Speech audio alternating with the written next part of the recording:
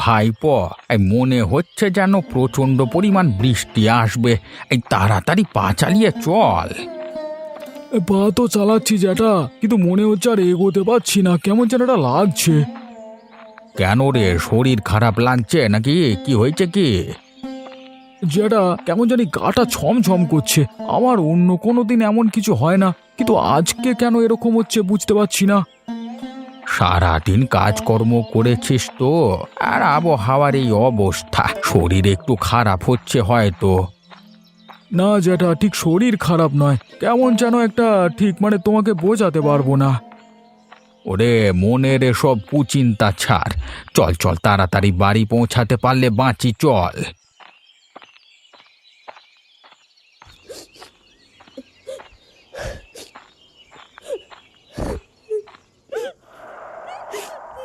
এই কার কান্নার আওয়াজ আসছে বলে মনে হচ্ছে? ওখানে কি এখন বসে আছে মনে হচ্ছে কে একজন, ওই যে। জ্যাঠা, ও মেয়েটা কাঁদছে কেন এত রাতে এখানে? চলো গিয়ে দেখি তো। এই রাতের বেলায় একটা মেয়ে মানুষ এভাবে কাঁদবে কেন? চল চল, এখানে দাঁড়িয়ে থেকে আর লাভ নেই, আমরা বরং এখান থেকে চলে যাই। একবার দেখতে দোষ কি, চলো না একবার গিয়ে দেখি।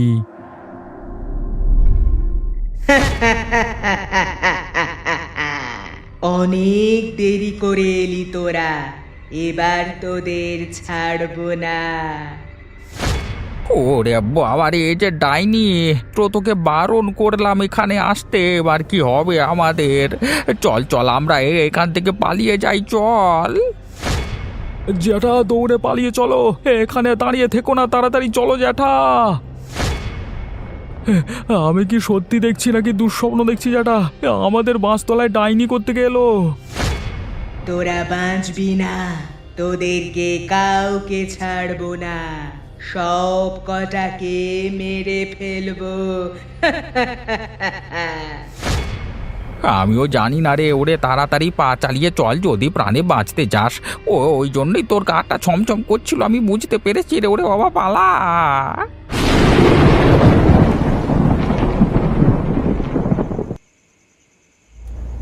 অরিত্র যখন বাস থেকে নামলো, তখন ডুমুরপুরের বাস স্ট্যান্ড একদম ফাঁকা, কোথাও কেউ নেই।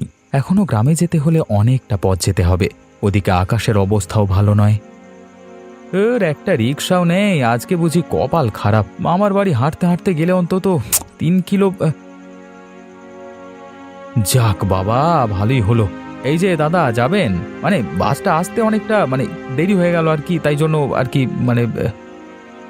এত রাতে ওইদিকে? না বাবু, আমি ও রাস্তা ধরি না, আমি যাব না।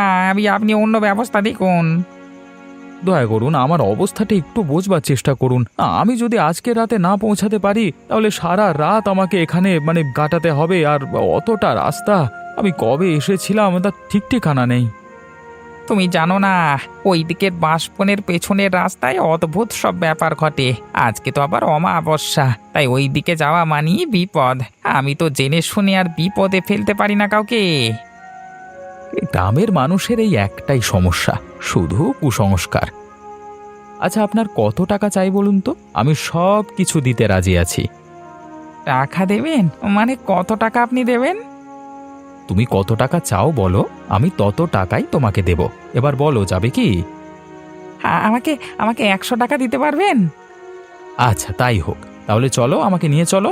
আর বেশি দেরি করে লাভ নাই ভাই, না হলে আবার অনেক অসুবিধে হয়ে যাবে। নকুলের মুখটা হাসিতে ভরে উঠল। আজ পর্যন্ত কেউ তাকে 100 টাকা দেয়নি।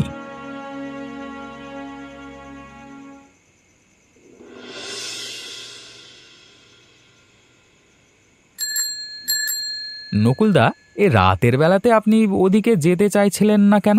কি সব ভুতুরে ব্যাপার বলছিলেন, সেসব কি সত্যি নাকি? শুধু গল্প না বাবু, এখানে অনেক কিছুই দেখেছে লোকে, বিশেষ করে এই বাঁশতলার পাশে। তাই জন্য রাতের বেলায় লোকে খুব একটা ওইদিকে যেতে চায় না। সবাই বলে নাকি কিছু একটা ছায়া দেখতে পায় আর কান্না শোনে। ছায়া? কিসের ছায়া?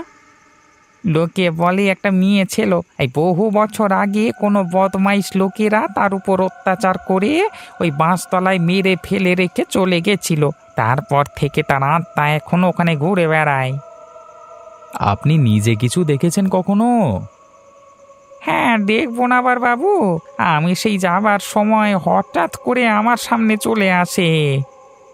তাহলে তুমি ভয় পেয়েছিলে নিশ্চয়ই? ভয়? আমি পাবো ভয়? হ্যাঁ হ্যাঁ, আপনার সেটা কি করে মনে হলো? হ্যাঁ, আমিও সব ভয় টয় পাই না, বরং আমাকে দেখে ওই মেয়ের আত্মা ভয়ে সেখান থেকে চলে গেল একবার ফুরুত করে। হ্যাঁ। তাহলে তো বলতে হবে তোমার অনেক সাহস। কথা বলতে বলতে রিক্সা বাঁশতলার কাছাকাছি চলে এলো। হঠাৎ করে নকুল কথা বন্ধ করে দিল। কি হলো নকুল, তুমি কথা বন্ধ করে দিলে যে? এটাই কি সেই বাঁশতলা নাকি? বাবু, এখানে একদম চুপ থাকুন, বিশেষ কথা বলবেন না, এই না হলে কিন্তু অসুবিধে হয়ে যাবে।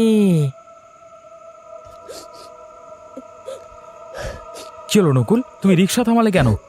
আর ও কার কান্নার আওয়াজ?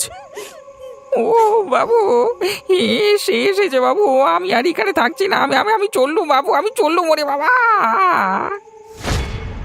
নকুল ভ্যান ফেলে রেখে সেখান থেকে পালিয়ে গেল অন্ধকারের মধ্যে। অরিত্র পড়ল মহাবিপদে। এবার সে কি করবে কিছুই বুঝতে পারছে না। এমন সময় তার সামনে এসে দাঁড়ালো সেই ডাইনি।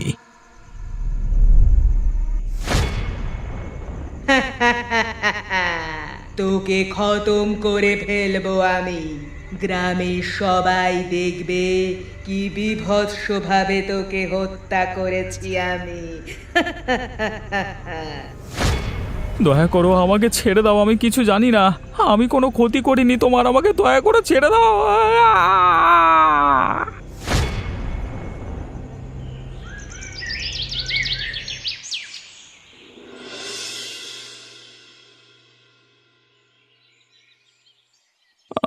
আমি কোথায়? আমি আমি আমি কোথায়? তুই ঠিক আছিস রে অরিত্র? ওরে, অবশেষে জ্ঞান ফিরল তোর। তোর অজ্ঞান অবস্থায় গ্রামের লোকজন তোকে বাঁশতলার পাশ থেকে তুলেছে রে। দাদু, আমি তবে বেঁচে আছি। কালকে রাতে আরেকটু হলে মরতে বসেছিলাম দাদু। কি হয়েছিল রাতের বেলায় ওখানে? কিভাবে গেলি তুই? তোর সাথে কোনো অঘটন ঘটেছিল? রিক্সাটা পড়ে আছে দেখেছিলাম, রিক্সাওয়ালা সেখানে ছিল না? হ্যাঁ হ্যাঁ, ছিল তো নকুল। সে যেতে চাইছিল না, বলল এই রাস্তা নাকি অভিশপ্ত। আমি অনেক অনুরোধ করে টাকা দিয়ে রাজি করিয়েছিলাম। তারপর রাস্তায় হঠাৎ করে একটা ডাইনি চলে আসে আমাদের সামনে। রিক্সাওয়ালা আমাকে ফেলে রেখে পালিয়ে যায়। তারপর ওই ডাইনি আমার দিকে এগোতে থাকে। তারপর আমার আর কিছুই মনে নেই, সব অন্ধকার। তোর কপাল ভালো রে অরিত্র, তাই তুই বেঁচে আছিস, না হলে তো। দাদু, ওই ভূত বাঁশতলায় থাকে কেন? ও মানুষের ক্ষতি করবে বলে অপেক্ষা করে সব সময়। তাহলে তো রাত বিরেতে তোমরা ঘর থেকে বের হতে পারো না। হ্যাঁ রে, ও হলো ওই বাঁশতলার ডাইনি। ওর ভয়ে কেউ আমাদের গ্রাম থেকে বের হয় না। তোমরা কোনো ব্যবস্থা নাওনি কেন? ব্যবস্থা কি নেব বল? কোনো সাধু তান্ত্রিক কাপালিক আমাদের আশেপাশে কোনো গ্রামে নেই। দূরের গ্রামে থাকলেও তারা আসতে চায় না আজকাল। তাহলে তো তোমরা মহা বিপদের মধ্যে আছো। তুই এই প্রথম দিন এসেই যে বিপদের সম্মুখীন হলি তার বলবার নয়। যাক, তোকে বলে দিলাম, রাতের বেলায় একাকী কোথাও বের হবি না। যদি আবার ওর খপ্পরে পড়িস তাহলে কিন্তু অনেক অসুবিধে হয়ে যাবে।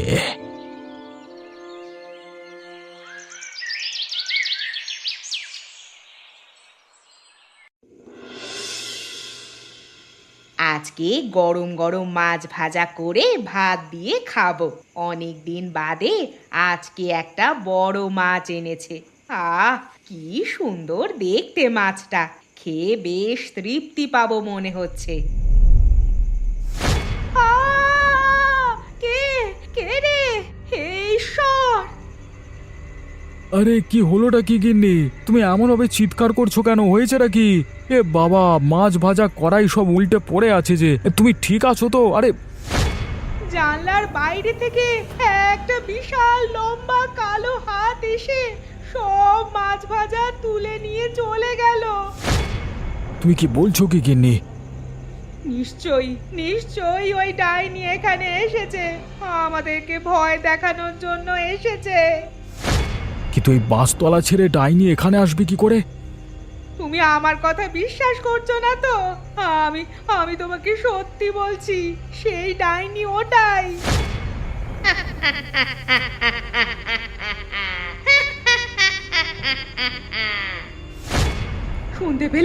শুনতে পেলে হাসির শব্দ? আমি মিথ্যা কথা বলছি না। হ্যাঁ গো গিন্নি, এবার কি হবে বলো তো? ওই ডাইনি বাঁশতলা ছেড়ে আবার ঘরের মধ্যে আসতে শুরু করেছে। এবার আমাদেরকে রক্ষা কে করবে?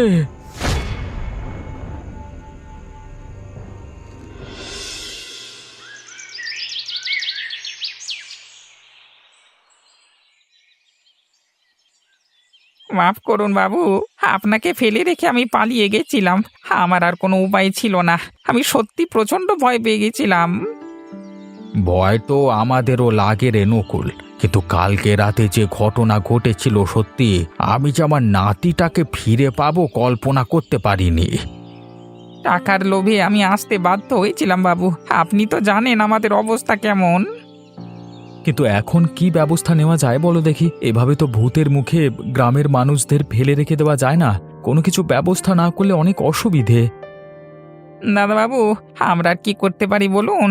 ওই ডাইনি যদি আমাদেরকে একবার পায় তাহলে আমাদেরকে খেয়ে ফেলবে। আমার মন বলছে ওই ডাইনিকে কেউ জাগিয়েছে, ওই তোমাদের সবাইকে ভয় রাখতে চায়। আমাদের এখানে তন্ত্রমন্ত্র বিদ্যা কেউ অত জানে না, তা কেউ কে জাগাবে? দাদাবাবু, আপনি অনেক বুদ্ধিমান। আপনি যদি কিছু বুদ্ধি দিয়ে বার করেন তাহলে আমাদের অনেক উপকার হয়। নিশ্চয়ই বের করব। কে বা কারা এই ঘটনাগুলোর পেছনে যুক্ত আছে আমাকে জানতেই হবে, না হলে হবে না। না বাবা, তুই বেশি বাড়াবাড়ি করতে যাস না। তোর যদি কিছু হয়ে যায় তাহলে আমি তোর মাকে কি কৈফিয়ত দেব? নিজেকে সারা জীবন অপরাধী মনে করব যে? তুই আমার কথা একটু শোন বাবা। তুমি কোনো চিন্তা করো না দাদু, আমার কিছুই হবে না। আমি কোনো অপরাধ করব না, শুধু ওই ডাইনির উৎস কোথা থেকে সেটা জানবার চেষ্টা করব। আমি সব সময় তোমার পাশে থাকবো, আমি কথা দিচ্ছি। আর কখনো বিপদের মুখে তোমাকে ছেড়ে দিয়ে পালিয়ে আসবো না। আমাকে বিশ্বাস করতে পারো তুমি।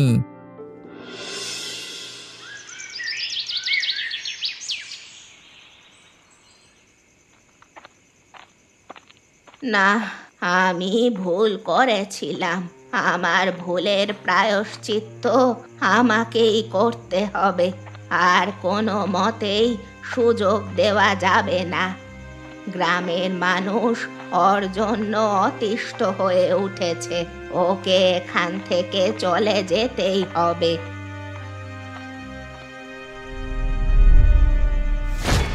মা, তুমি এই সময় একা কোথায় যাচ্ছ? আমাকে একবার বলে যাওয়ার প্রয়োজন বোধ করো না?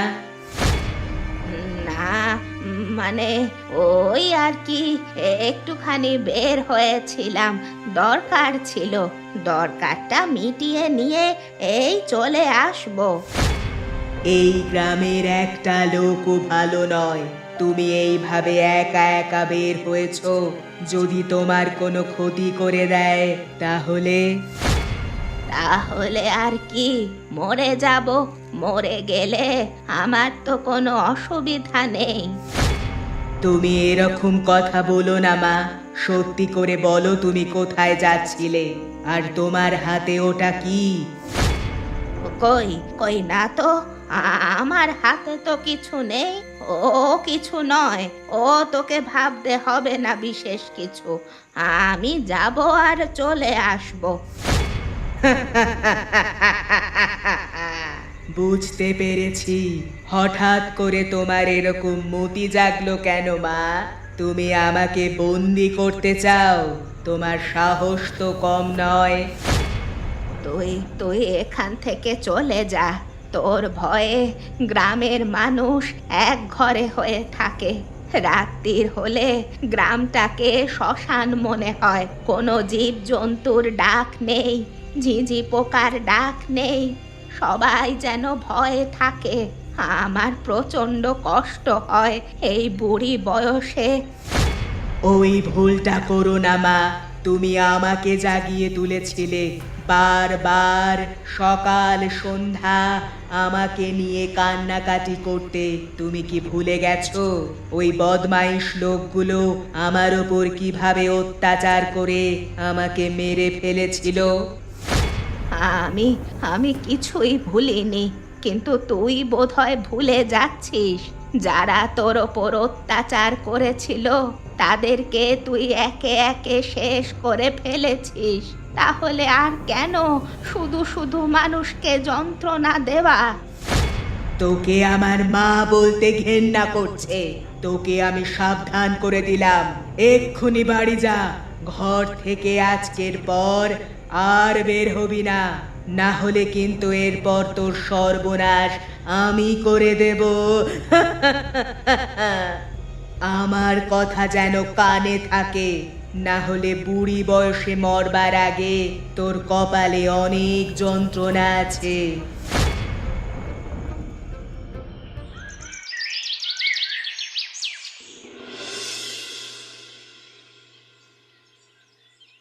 জ্যাঠা গো, কি বলবো তোমাকে জ্যাঠা, কালকে রাতে আমার বউ মাছ ভাজছে, তখন হঠাৎ করে দেখে জানালা দিয়ে একটা কালো হাত আসছে।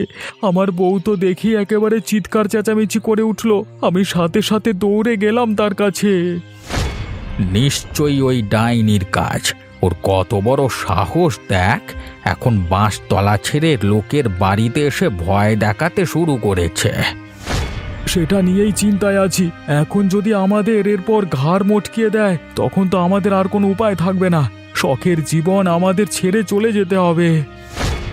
আমার নাতিটা এসে ওই ডাইনিটার খপ্পরে পড়েছিল, তাকে মারতে এসেছিল। ও ভাগ্য অনেক ভালো যে বেঁচে ফিরেছে। জ্যাঠা, আমাদের আর চুপ করে বসে থাকলে চলবে না। আমরা পুরুষ মানুষ, আমাদের আবার ভয় কিসের? কিন্তু উপায় তো কিছু নেই আমাদের। আমাদের গ্রামে কোনো কাপালিক বা তান্ত্রিক থাকলে তাকে গিয়ে অন্তত বলতে পারতাম আমরা সমস্ত ঘটনা। তাহলে কি করা যায় বলো তো? আমাদের ধৈর্য ধরতে হবে, দেখা যাক অরিত্র কি করে। আমার মাথায় তো কিছুই আসছে না। এখন অরিত্রর হাতে সমস্ত কিছু ছেড়ে দিয়েছি, ও যা পারে করুক।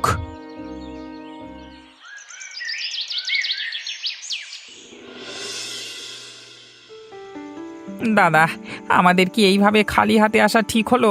যদি ওই ডাইনি আমাদেরকে না ছাড়ে তাহলে কি হবে? কিছু তো একটা হবে।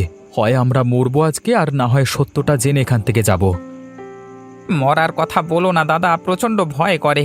কতদিন থেকে ওই ডাইনিকে আমি এড়িয়ে এড়িয়ে এসেছি নিজেকে বাঁচিয়ে, কিন্তু আজকে যদি ওর হাতে প্রাণ দিতে হয় তাহলে কি হবে?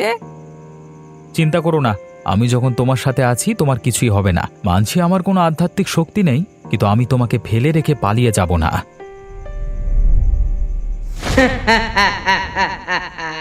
কি চাই তোদের?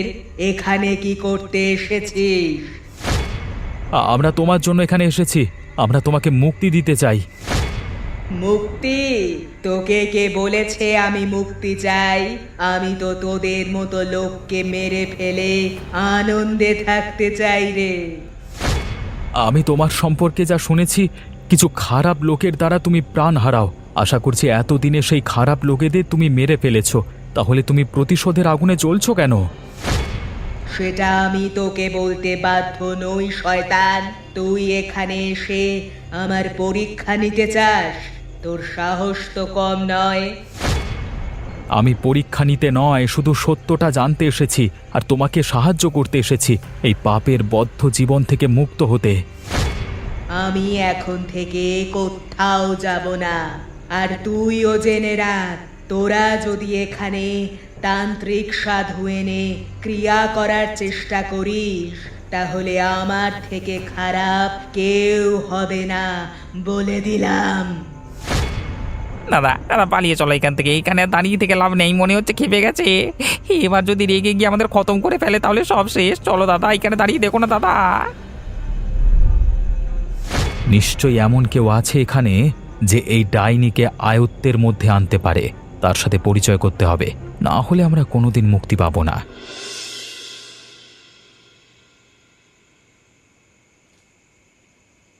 নকুলদা, আজকে রাতে তুমি আর আমি যে ওই ডাইনির সাথে কথা বলেছি, সেই ঘটনা যেন কেউ জানতে না পারে। মানুষজনে জানলে অনেক অসুবিধে আছে। বাবারে, আমি কি ভুল করলাম রে? আমি যে কি করতে ওকে ডাকতে গেলাম।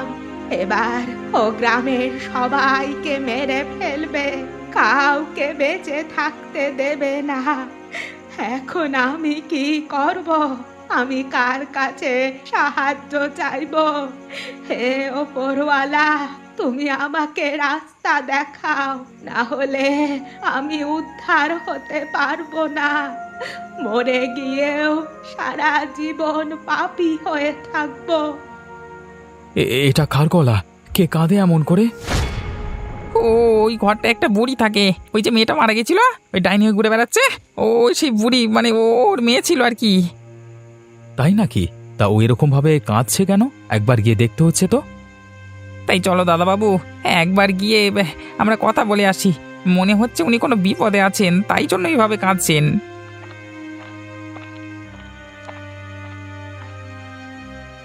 বুড়িমা, আরে ও বুড়িমা, তোমার সাথে আমরা দেখা করতে এসেছি। কে বাবা তোমরা? কি চাই তোমাদের এখানে? আমরা এই রাস্তা দিয়ে যাচ্ছিলাম, হঠাৎ করে আপনার কান্নার শব্দ শুনতে পেলাম। আপনার সাথে কিছু কথা বলতে চাই, আমাদেরকে অনুমতি দেবেন দয়া করে?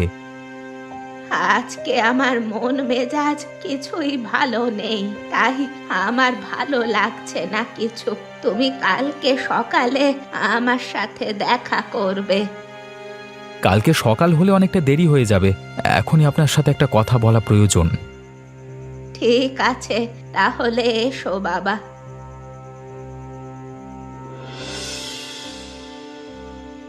আপনি কাঁদতে কাঁদতে বলছিলেন আপনি নাকি কাউকে দেখেছিলেন যে আপনার ক্ষতি করছে এবং গ্রামের সবার ক্ষতি করছে। আমি জানতে চাই সে কে। আপনার কোনো অসুবিধা থাকলে আপনি আমাকে বলতে পারেন, আমি সমস্ত অসুবিধা দূর করে দেব।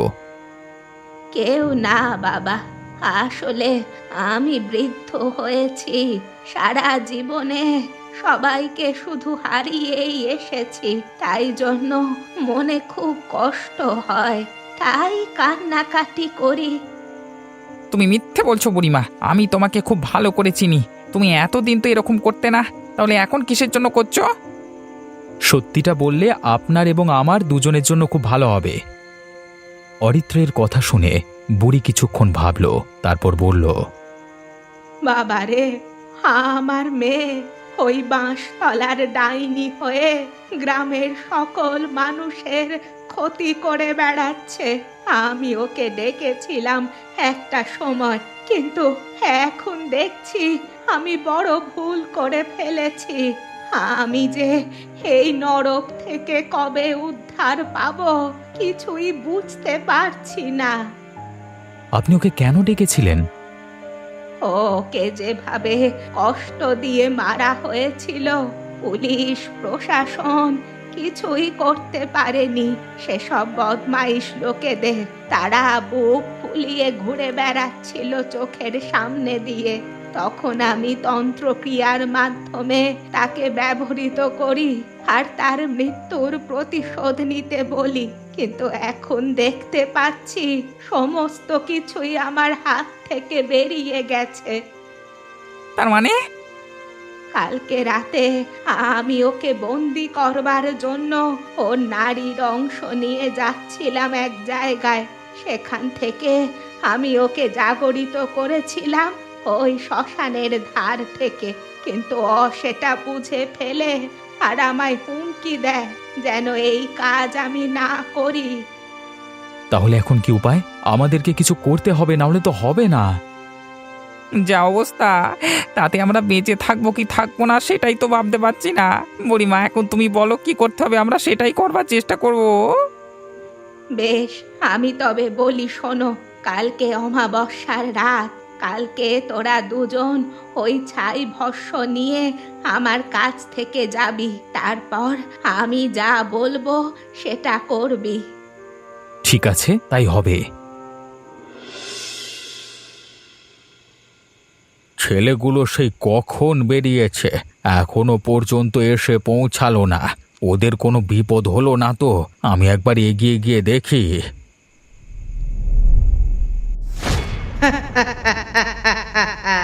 ওই নতুন ছেলেটা তোদের বাড়িতে এসেছে তাই না? তুই ওকে বলিসনি আমার কথা? ও নাকি আমাকে এই গ্রাম থেকে তাড়াতে চায়। ওর সাহস তো কম নয়। আমাকে ক্ষমা করে দাও, ওরা বাচ্চা ছেলে, আমি ওকে ঠিকমতো বোঝাতে পারিনি। এরপর বুঝিয়ে দেব ওকে। কিছু কিছু পেছন পাকা ছেলেদের বুঝিয়ে কোনো লাভ নেই। তাদেরকে একবার শিক্ষা দিতে হয়। চোখের সামনে আপনজনের মৃত্যু দেখলে তারা এমনি সাবধান হয়ে যাবে। দয়া করো, দয়া করো। ও তোমার কোনো ক্ষতি করেনি। তোমার দরকার হলে আমাকে। বললাম না, আপনজনের মৃত্যু। তোকে শেষ করে দিলাম আমি। তোর মৃত্যু দেখলেই ওই ছেলেটা ঠিক হয়ে যাবে। আর কখনো আমাকে বন্দি করবার ভাবনা ওর মাথায় আসবে না। লাগছে, ছেড়ে দাও।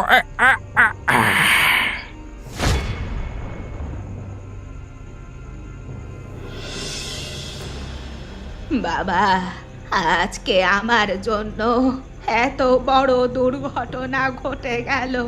একটা ভালো মানুষকে মেরে আমার মেয়ে যা পাপ করলো, সেই পাপ থেকে কেউ ওকে উদ্ধার করতে পারবে না। তুই যা বাবা অরিত্র, এক্ষুনি যা। নকুলদা, চলো, আর দেরি করা ঠিক হবে না। কোথায় তুই শয়তানি? আজকে আমার সাথে তোর মোকাবিলা হবে। তোকে অনেক ক্ষমা করেছি। ভেবেছিলাম তোর জীবনের কাহিনী শুনে তুই একজন অত্যন্ত ভালো মানুষ, কিন্তু না, তোর মতো খারাপ মানসিকতার লোক আর দুটো হয় না।